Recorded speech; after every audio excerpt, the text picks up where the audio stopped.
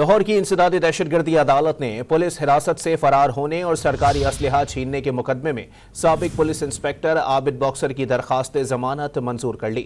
مزید جانتے ہیں ڈان نیوز کے نمائندے رانا بلال سے۔ جی رانا بلال، سماعت کے احوال سے آگاہ کیجیے گا۔ جی دیکھیں، پولیس حراست سے فرار ہونے اور سرکاری اسلحہ چھیننے کے مقدمے میں عابد باکسر کی ضمانت لاہور کی انسداد دہشت گردی عدالت نے 1 لاکھ کے مچلقوں کی عوض منظور کر لی ہے۔ انسداد دہشت گردی عدالت کے جج ارشد جاوید نے عابد باکسر کی درخواست ضمانت پر فریقین وکلا کے دلائل سننے کے بعد یہ فیصلہ سنایا ہے۔ عابد باکسر کی جانب سے کے وکیل کی جانب سے عدالت میں یہ دلائل دیے گئے کہ عابد باکسر کو جیل میں رکھنا جو ہے وہ قانونی طور پر ضروری نہیں ہے، کیونکہ جو چیز ریکور کرنی تھی یا جو بھی تفتیش کرنی تھی وہ مکمل ہو چکی ہے، لہذا عدالت عابد باکسر کی ضمانت منظور کرے، جبکہ سرکاری وکیل نے اس درخواست ضمانت کی مخالفت کی تھی۔